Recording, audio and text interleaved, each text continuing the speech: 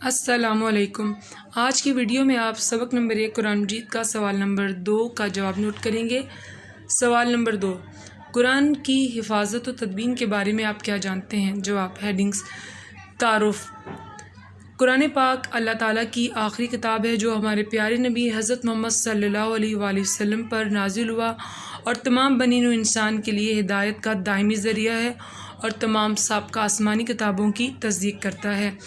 اہمیت: قرآن پاک میں جو کچھ بیان ہوا ہے وہ یقینی علم ہے اور حقیقت کی بنیاد پر مبنی ہے اور یہ ہر زمانے اور ہر خطے کے تمام انسانوں کے لیے مکمل ہدایت و رہنمائی ہے۔ اس کی تلاوت پر بہت بڑی نیکی ہے۔ اس کے ایک ایک حرف کی تلاوت پر 10 نیکیاں ملتی ہیں اور اس پر عمل کے نتیجے میں اللہ تعالیٰ دنیا اور آخرت دونوں میں عزت و سرفرازی عطا فرماتا ہے۔ حفاظت و تدوین: قرآن مجید کی حفاظت کا ذمہ اللہ تعالیٰ نے خود لیا ہے۔ ارشاد باری تعالیٰ ہے، بلا شبہ یہ ذکر ہم نے نازل کیا اور ہم خود اس کے محافظ ہیں۔ حق سبحانہ و تعالیٰ کا قرآن کریم کی حفاظت کا یہ وعدہ اس طرح پورا ہوا کہ پوری دنیا میں موجود قرآن مجید کے نسخوں میں ایک لفظ یا زیر زبر کا بھی فرق نہیں۔ پیراگراف چینج کریں گے۔ قرآن پاک کی جو آیات آپ صلی اللہ علیہ وسلم پر نازل ہوتی، آپ کاتب وحی کو بلوا کر لکھوا دیتے اور یہ رہنمائی بھی فرماتے کہ انہیں کس صورت سے پہلے یا بعد یا کون سی صورت میں کن آیات کے ساتھ رکھا جائے۔ مسجد نبوی میں ایک مقام متعین تھا جہاں وہ عبارت رکھ دی جاتی۔ نزول: قرآن مجید کا نزول آپ صلی اللہ علیہ وسلم پر غار حرا میں ہوا۔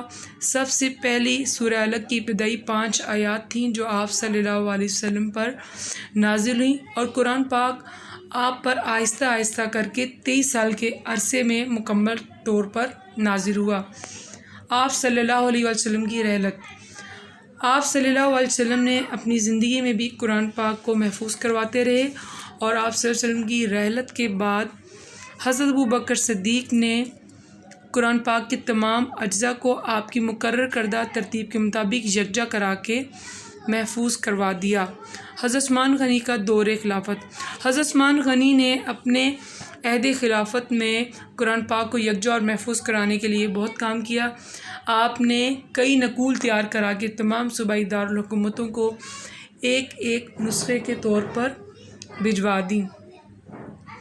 آپ کا جواب اس طرح مکمل ہو گیا۔ آپ نے خیال یہ رکھنا ہے کہ 2 صفحات پر یہ مشتمل ہو اور آپ نے ہر ہیڈنگ میں کوشش کرنی ہے کہ 5 سے 6 جملے اس میں موجود ہوں۔